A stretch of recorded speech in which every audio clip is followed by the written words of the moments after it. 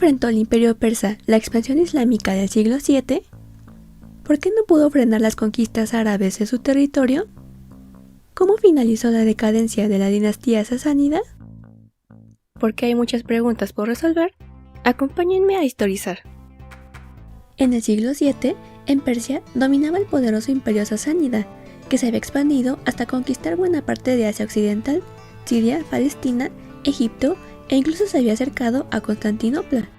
En aquel momento parecía que Persia crecería hasta convertirse en la mayor potencia de la región. Sin embargo, a partir de entonces, la suerte de los sasánidas comenzaría a cambiar drásticamente. Durante siglos, el imperio sasánida había estado en diferentes conflictos con el imperio romano, debido a que al compartir sus fronteras se desarrolló una rivalidad profunda entre ellos. Las tensiones entre las dos potencias llegaron a uno de sus puntos más álgidos al inicio del siglo VII, al desatarse la Gran Guerra del año 602, que sumió a los sasánidas en uno de los periodos más destructivos de su historia. Al inicio de ese conflicto, los persas tuvieron un éxito evidente. Lograron invadir el norte de Siria, avanzaron a Anatolia, llegaron al Bósforo, avanzaron a través del sur de Siria y finalmente conquistaron Egipto.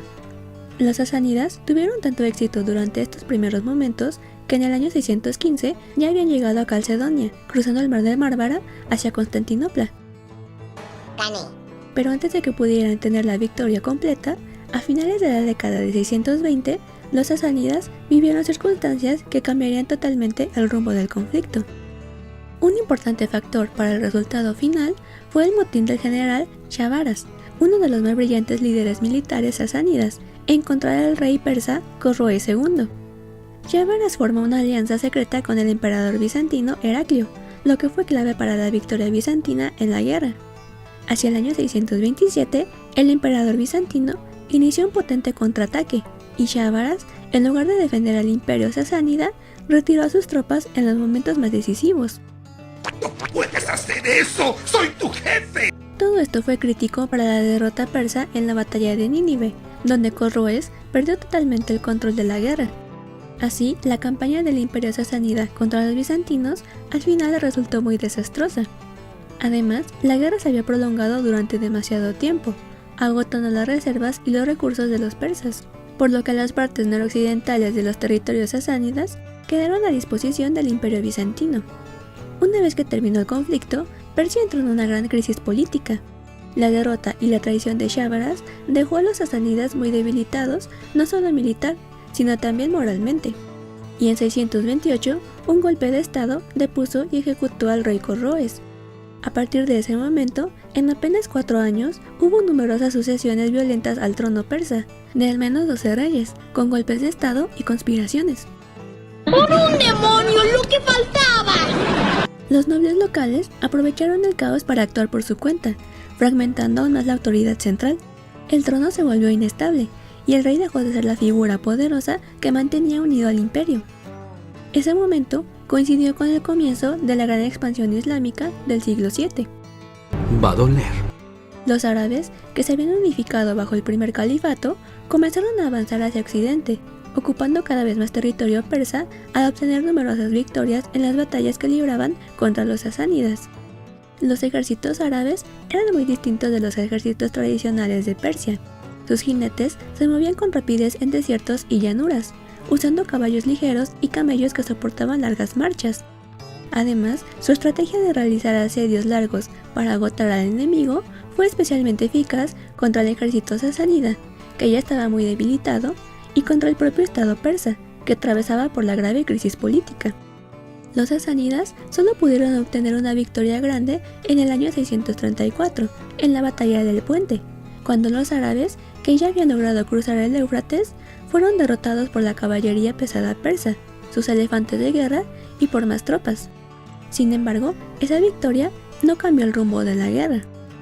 Apenas 2 años después, los árabes pudieron reorganizarse y regresaron mejor preparados para continuar con su avance y conquista militar. Este será el fin de Wakanda. Entonces, ocurrió una de las batallas más decisivas, la batalla de Kadisilla.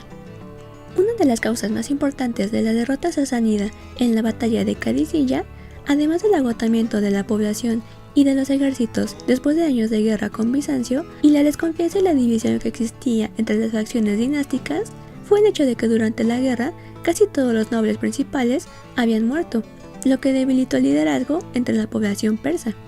Por su lado, los árabes habían reconocido desde hacía tiempo la división tan importante que existía en el sistema político sasánida, y se habían dado cuenta de que la mejor estrategia posible era apuntar directamente a los líderes que aún quedaban, ya que sin ellos, la unión de los persas se desmoronaría totalmente y sus ejércitos se dispersarían.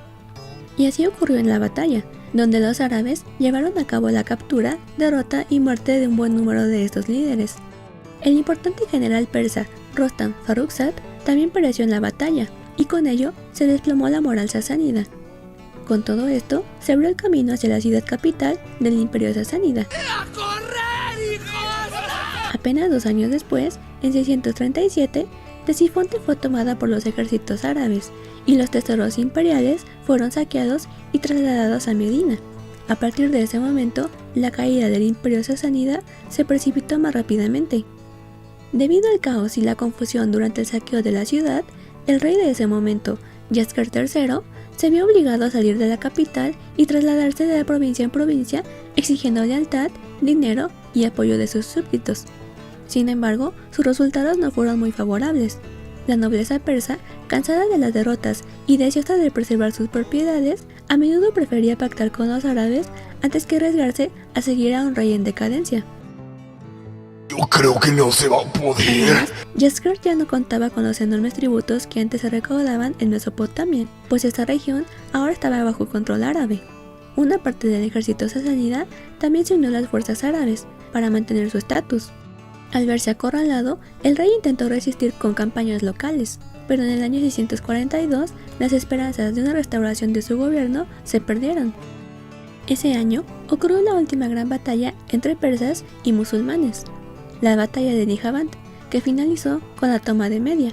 Esto abrió el corazón de Persia a la conquista sin mayor resistencia.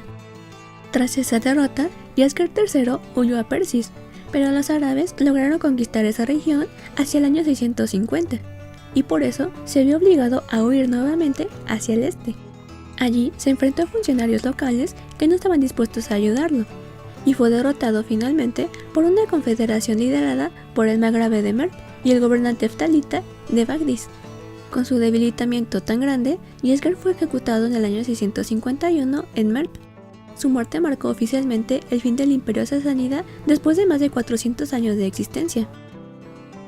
¡Ay, Drake sí se murió en serio! Después de esto, los hijos de Yasker huyeron al este pidiendo ayuda al emperador chino Gaozong para luchar contra los árabes. Peroz, el hijo mayor, estableció un reino llamado Comando del Área Persa en Sistán, con su base en Sarang. Fue reconocido como rey legítimo de Persia por los chinos, y entre el 674 y el 675 se trasladó a la capital china, probablemente debido a las nuevas victorias árabes. Murió alrededor de 679, y posteriormente a sus descendientes se les otorgó simbólicamente el trono de Persia, pero estando ya en el exilio, y ya no poseían poder político o territorial. De esa forma, en menos de 20 años desde la aparición del Islam, el gran imperio persa había sido sometido a los nuevos conquistadores. Solo 40 años después, con el debilitamiento del califato omeya, los persas pudieron derrocar a los gobernantes árabes en Damasco, y en el siglo IX establecerían sus propias dinastías independientes en el territorio, formando una multitud de reinos islámicos con una fuerte cultura persa. Saludos y muchas gracias a los miembros del canal, Joseph Wayne y Jorge Álvarez. Gracias por su apoyo. Gracias por ver el video de hoy. Los espero en la próxima ocasión para seguir respondiendo más preguntas históricas.